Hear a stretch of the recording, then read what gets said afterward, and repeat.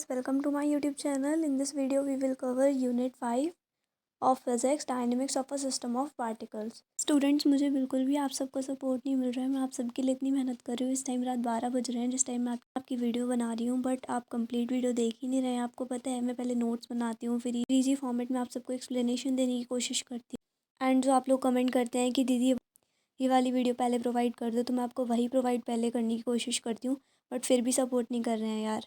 Please थोड़ा सा support कर दीजिए। सो स्टार्ट करते हैं देन टॉपिक्स के साथ। तो ये मैंने कुछ इंपॉर्टेंट टॉपिक्स लिखे हुए हैं। सबसे पहले समझेंगे फ्रेम ऑफ रेफरेंस। तो frame of reference is a system of coordinate axis relative to which the motion of an object is described. That means a frame of reference is a system of coordinate axis. मतलब कि आपका जो frame of reference है वो एक system है coordinate axis का, जो कि क्या डिफाइन करता है, पोजीशन ऑफ अ पार्टिकल की, पार्टिकल की पोजीशन क्या है या फिर कोई स्पेस में इवेंट है उसकी। सो कंप्लीट आइडेंटिफिकेशन के लिए किसी भी इवेंट के आपको उसकी पोजीशन और टाइम ऑफ अकरेंस की नीड होगी। तो पोजीशन होगी एक्स वाई जेड, तो आप रेफरेंस फ्रेम को बोलोगे with the coordinate x y z और t is called space time frame of reference, which is also called Cartesian coordinate system. Cartesian coordinates में आप पढ़ते थे एक्स वाई जेड, यहाँ पर टी आ जाएगा टाइम ऑफ अकरेंस। तो फिर आप इसे कहोगे space time frame of reference. आते हैं inertial and non inertial frame. ये मैंने आपको पुरानी यूनिट्स में भी समझाया था। Law of inertia hold true, तो इनर्शियल फ्रेम। अगर लॉ ऑफ इनर्शिया लग जाएगा मतलब फर्स्ट लॉ न्यूटन का लग जाएगा तो फिर आपका इनर्शियल फ्रेम होगा। अगर वो अप्लाई नहीं होता है तो आपका नॉन इनर्शियल फ्रेम होगा। नेक्स्ट है, अगर आपका वेलोसिटी कांस्टेंट होगी और चेंज इन वेलोसिटी ज़ीरो होगी तो आपका चेंज इन एक्सेलरेशन भी ज़ीरो आएगा। और अगर वेलोसिटी कांस्टेंट नहीं है तो आपका चेंज इन एक्सेलरेशन भी ज़ीरो नहीं आएगा।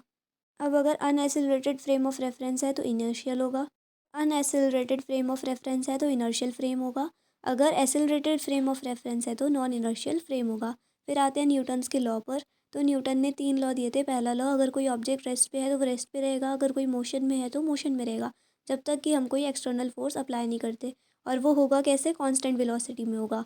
ठीक है, तो F net equals to zero लिखेंगे या फिर a net equals to zero भी लिख सकते हैं, क्योंकि एफ नेट ज़ीरो होगा तो एफ़ का फॉर्मूला होता है एम ए। अगर एफ़ ज़ीरो तो ए भी क्या हो जाएगा, ज़ीरो हो जाएगा। तो नो चेंज इन पोजीशन। उसके बाद आता है न्यूटन्स लॉ।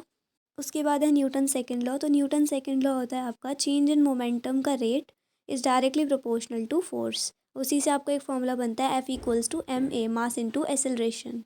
रेट से मतलब क्या है कि आपको चेंज इन मोमेंटम को डिवाइड कर देना है चेंज इन टाइम से। प्रोपोर्शनैलिटी का साइन हटाओगे तो के आएगा, के इक्वल्स टू 1 लिखोगे तो आपका आ जाएगा F equals to del p upon del t. फिर आपको क्या करना है कि यहाँ पे समझना है एफ़ क्या है, आपकी फोर्स है जो कि आपकी बॉडी पर लग रही है। डेल पी आपका मोमेंटम में चेंज है ड्यूरिंग टाइम। और पी इक्वल्स टू फॉर्मूला क्या होता है आपका, mass into velocity m v. ठीक है, और पी होता क्या है तो आपको मोमेंटम होता है। अब आप क्या करोगे, p final minus p initial upon del t लिखोगे। अब पी फाइनल को आप एम वी लिख सकते हो क्योंकि वी क्या होता है आपका फाइनल वेलोसिटी, और पी आई को आप एम यू लिखोगे क्योंकि यू क्या है आपकी इनिशियल वेलोसिटी। अब एम कॉमन लेके वी माइनस यू, तो आपका क्या बन जाएगा, del v by del t. वो क्या होता है आपका एक्सेलरेशन होता है। वेलोसिटी में change with respect to time आपका एक्सेलरेशन होता है। और ये क्या मिल जाएगी आपको, फोर्स का मेजर, मतलब फोर्स की वैल्यू मिल जाएगी। अब न्यूटन थर्ड लॉ क्या कहता है कि हर एक एक्शन का एक इक्वल एंड अपोजेंट रिएक्शन होता है। तो action and reaction applied on different body. तो ये जो एक्शन और रिएक्शन लगते हैं ये अप्लाई होते हैं डिफरेंट बॉडीज़ पे। ठीक है, तो अब एक बॉडी ए है, वो फोर्स लगा रही है बॉडी बी पर। कितना फोर्स लगा रही है, एफ ए बी। तो जो बी एक्सर्ट करेगी फोर्स वो माइनस का करेगी और अपोजिट डायरेक्शन में करेगी ऑन ए वैक्टर। और फोर्स कितना होगा, minus F dash b a. तो मैथमेटिक्स में कैसे लिखोगे, F a b equals to minus F b a vector. Force क्या है, एक वेक्टर क्वांटिटी है, इसलिए इस पर आप क्या लगाओगे, वेक्टर लगाओगे। आता है आपका यूनिफॉर्म सर्कुलर मोशन। तो जब कोई पार्टिकल मूव करता है सर्कुलर पाथ के अलोंग कांस्टेंट स्पीड के साथ, तो उसे आप क्या कहोगे, यूनिफॉर्म सर्कुलर मोशन। तो मैंने एक सर्कल बनाया हुआ है, एक पी पॉइंट लिया है। अब वो क्या कर रहा है, वो इधर जा रहा है पहले नीचे की तरफ। ठीक है, मतलब एक सर्कुलर पाथ कवर कर रहा है वो। ये तो मैंने टेंजेंट्स खींच के बताई हुई हैं। तो अब ये है नेक्स्ट सेंट्रीपिटल एक्सेलरेशन। तो इसमें क्या होता है कि जब पार्टिकल परफॉर्म करता है यूनिफॉर्म सर्कुलर मोशन तो वो एक एक्सेलरेशन प्रोड्यूस करता है। किसके टुवर्ड्स करता है, सेंटर ऑफ सर्कुलर पाथ के टुवर्ड्स करता है, due to change the direction of velocity. तब उस एसेलरेशन को क्या कहते हो आप, सेंट्रीपिटल एसेलरेशन। तो कहने का सेंस क्या हुआ कि जब कोई पार्टिकल यूनिफॉर्म सर्कुलर मोशन करे तो जब वो एसेलरेशन प्रोड्यूस करेगा तो किसके टूवर्ड्स करेगा, किसकी तरफ करेगा, तो वो सेंटर ऑफ सर्कुलर पाथ की टूवर्ड्स करेगा due to change the direction of velocity, direction of velocity में चेंज होने की वजह से। ठीक है, तो उसी एसेलरेशन को क्या कहोगे आप, acceleration is called centripetal acceleration. अब एक फॉर्मूला याद रखना, angle equals to arc upon radius.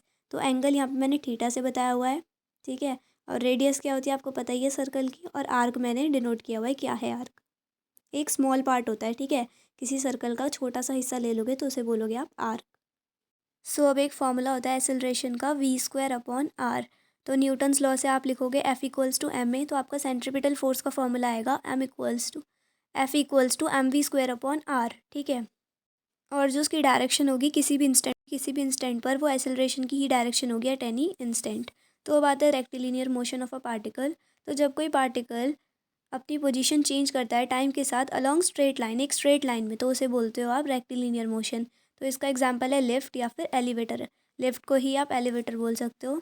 सो इसे मैंने आपको एक डायग्राम से समझाया कि आपके पास एक पार्टिकल है, उसके पास u वेलोसिटी है जो कि इनिशियल वेलोसिटी है। उसके बाद वो थोड़ा सा डिस्टेंस कवर करता है s। ठीक है, पहले उसका टाइम 0 था, फिर वो टाइम t तक आ जाता है। ठीक है, टाइम t में उसने s डिस्टेंस कवर किया, तो उसका एसेलरेशन कितना है, a एसेलरेशन है, और उसकी फाइनल वेलोसिटी कितनी होगी, v वेलोसिटी, और टाइम कितना हो जाएगा, t टाइम हो जाएगा। तो उसने कौन सा डिस्टेंस ट्रेवल किया, उसने s डिस्टेंस ट्रेवल किया, और वो मूव कर रहा है कांस्टेंट एसेलरेशन के साथ। सो कौन मूव कर रहा है, आपका पार्टिकल। अब आते हैं न्यूटन्स की इक्वेशंस पे। तो न्यूटन की 3 इक्वेशंस थी जो कि आपने 9th में पढ़ रखी होंगी, v equals to u plus a t, s equals to u t plus half a t square, and v square equals to u square plus 2 as। So ये जो इक्वेशंस हैं आपकी वो एप्लीकेबल है रेक्टिलिनियर मोशंस के लिए under constant acceleration, अगर acceleration constant होगा तब। अब आते हैं centrifugal force and centripetal force पे। तो सेंट्रीपिटल फोर्स एक रियल फोर्स है एंड सेंट्रीफ्यूगल फोर्स आपकी फिक्शियस फोर्स है। ये दोनों आपस में अपोजिट होती हैं, इनके मैग्नीट्यूड सेम होते हैं लेकिन इनकी डायरेक्शंस क्या होती हैं, अपोजिट, तो इसलिए नेगेटिव का साइन आता है। अब मैंने आपको मैग्नीट्यूड बताया था सेंट्रीपिटल फोर्स के लिए, F equals to mv² upon r. ठीक है, तो आपका सेंट्रीफ्यूगल का भी इतना ही रहेगा लेकिन माइनस का साइन आ जाएगा। जो मैंने आपको सेंट्रीपिटल एसेलरेशन के लिए समझाया था वही चीज़ है सेंट्रीपिटल फोर्स में, क्योंकि फोर्स का फॉर्मूला क्या होता है आपका, वही सेम चीज़ है आपकी सेंट्रीपिटल फोर्स में। तो सेंट्रीपिटल फोर्स एक रियल फोर्स है जो कि एक्ट करती है पार्टिकल पे जब वो मूव करता है एक सर्कुलर पाथ में towards the centre of circular path के सेंटर की तरफ। ठीक है, और दूसरे हाथ पे अगर आप समझो सेंट्रीफ्यूगल फोर्स को, तो ये एक नकली फोर्स है, फिक्शियस फोर्स है। ठीक है, जो रियल में एग्जिस्ट नहीं करती बट हमें ऐसा लगता है कि वो पार्टिकल पे एग्जिस्ट कर रही है in a reference frame, that is in a rotating frame of reference. तो अब आपके दो टाइप के फ्रेम होते हैं, इनर्शियल एंड नॉन इनर्शियल। जो आपका इनर्शियल होता है वो तो न्यूटन्स लॉ को फॉलो करता है, लेकिन नॉन इनर्शियल रोटेटिंग फ्रेम होता है, ठीक है, जो कि न्यूटन्स लॉ को फॉलो नहीं करता। तो यहाँ पर आप यही कह रहे हो कि आपकी जो एग्जिस्ट कर रही है ये सेंट्रीफ्यूगल फोर्स, ये रियल में एग्जिस्ट नहीं कर रही, बस ऐसा लग रहा है कि ये पार्टिकल जो है उस पर लग रही है सेंट्रीफ्यूगल फोर्स। ठीक है, और पार्टिकल आपका रोटेटिंग फ्रेम ऑफ रेफरेंस में है। ठीक है, उसमें ही सर्कुलर पाथ में वो क्या कर रहा है, मूव कर रहा है। अब मैंने आपको बताया था कि दोनों के मैग्नीट्यूड सेम होते हैं बट डायरेक्शन अपोजिट होती है। तो आप ये मत समझना कि ये थर्ड लॉ ऑफ मोशन है। ठीक है, ये जो सेंट्रीफ्यूगल फोर्स होती है ये अपीयर होती है to act on a particle outwards from the centre of circular path, centre of path से आपके बाहर की तरफ होती है। तो अब एक क्वेश्चन है कि आपका एक ऑब्जेक्ट है वो क्या है, बंधा हुआ है रोप से। अब आप मान लो आपने कोई चीज़ ली, उसे आपने रस्सी से बांध दिया, अब क्या कर रहे हो, आप उसे रोटेट कर रहे हो सर्कुलर मोशन पे। तो ये किस टाइप का फोर्स लगाएगा, तो ये सेंट्रीपिटल फोर्स लगाएगा। ठीक है, तो ये किस टाइप का फोर्स है, सेंट्रीपिटल फोर्स है। अगर कोई कार है वो शार्प टर्न ले रही है, ठीक है, तो उस कार जो कार में बैठे हुए व्यक्ति होंगे उन्हें क्या लगेगा, एक अपोजिट डायरेक्शन में फोर्स फील होगा। ठीक है, उसको आप क्या कहोगे, सेंट्रीफ्यूगल फोर्स। अब नेक्स्ट टॉपिक आता है आपका रोटेटिंग फ्रेम ऑफ रेफरेंस। तो जो रोटेटिंग फ्रेम ऑफ रेफरेंस है ये एक स्पेशल टाइप है, ठीक है, एक स्पेशल केस है non inertial frame of reference का। तो ये चीज़ मैं आपको पहले ही बता चुकी थी कि that is rotating relative to an inertial frame of reference. मतलब कि रिलेटिव का मतलब है आपका कंपेयर्ड। तो जो ये है इनर्शियल फ्रेम ऑफ रेफरेंस आपका और नॉन इनर्शियल, इन दोनों को आप जब कंपेयर करोगे तो उसके कंपेरिजन में बताया है कि ये जो रोटेटिंग फ्रेम ऑफ रेफरेंस है ये एक स्पेशल केस है non inertial frame of reference का, जो कि रोटेट कर रहा है किसके रिलेटिव में, इनर्शियल फ्रेम ऑफ रेफरेंस के। ठीक है, तो अब आते हैं पोजीशन वेक्टर पे। तो position vector of a particle p in both frames, inertial and non inertial, will be the same if origins are coincident, अगर इनके ऑरिजिन सेम होंगे, कॉमन होंगे, कोइंसिडेंट होंगे, तो फिर जो पोजीशन वेक्टर होगा पार्टिकल पी का दोनों ही फ्रेम में क्या होगा, सेम होगा। सो ये पॉइंट अच्छे से याद कर लेना। उसके बाद एक क्वेश्चन है आपका कि एक पार्टिकल है वो स्टेशनरी है इन द फ्रेम एस, ठीक है, और जो ऑब्जर्वर है वो किस में है, आपका रोटेटिंग फ्रेम एस डैश में है। तो will see that particle is moving oppositely with linear velocity. तो वो क्या देखेगा कि जो आपका पार्टिकल है वो मूव करेगा अपोजिटली विद लीनियर वेलोसिटी, ठीक है। लीनियर वेलोसिटी का फॉर्मूला क्या है, minus omega cross r. Stationary का मतलब होता है रेस्ट पोजीशन पे, ठीक है। अब आपका नीचे एक फॉर्मूला लिखा हुआ है, ये फॉर्मूला बताता है आपका कि न्यूटन सेकंड लॉ चेंज हो रहा है आपका रोटेटिंग फ्रेम में। तो इसमें आपके 3 फोर्सेस लगे हुए हैं, ठीक है, Coriolis force, Euler force and centrifugal force, ठीक है। इन तीनों के फॉर्मूले आप याद कर लेना, सेंट्रीफ्यूगल फोर्स क्या है, यूलर्स फोर्स क्या है एंड कोरियोलिस फोर्स क्या है। उसके बाद ये जो एफ लिखा है, एफ का मतलब है एम ए डैश, मतलब कि जो आपकी नॉर्मल न्यूटन सेकंड लॉ में आप फोर्स पढ़ते हैं। तो अब आते हैं नेक्स्ट टॉपिक पे। इसके बाद ये बताया हुआ है कि क्या क्या चीज़ है, ठीक है। एफ आपका रियल फोर्स है, ए एक्सेलरेशन है, वी वेलोसिटी है, आर पोजीशन वेक्टर है एंड ओमेगा एंगुलर वेलोसिटी है। फिर कोरियोलिस फोर्स की मैंने आपकी डेफिनेशन लिखी हुई है कि ये एक नकली फोर्स है, सूडो फोर्स है, जो कि एक्ट करती है बॉडी पे when it is observe from a rotating frame of reference such as earth. अब आता है इफेक्ट। तो कोरियोलिस फोर्स का इफेक्ट क्या होता है, आपका ऑब्जेक्ट स्ट्रेट लाइन में मूव नहीं कर रहा, ठीक है, लेकिन वो ऐसा लगेगा कि तो जो आपका मूविंग ऑब्जेक्ट है does not move in a straight line में मूव नहीं कर रहा है, इट्स पाथ अपीयर्स कर्व्ड। इसका पाथ कैसा अपीयर होगा, आपको कर्व्ड अपीयर होगा, और ये रिस्पॉन्सिबल है diffraction of winds on earth के लिए। अब आते हैं law of conservation of energy. तो कंजर्व का मतलब क्या है, दोनों तरफ से बराबर हो जाना।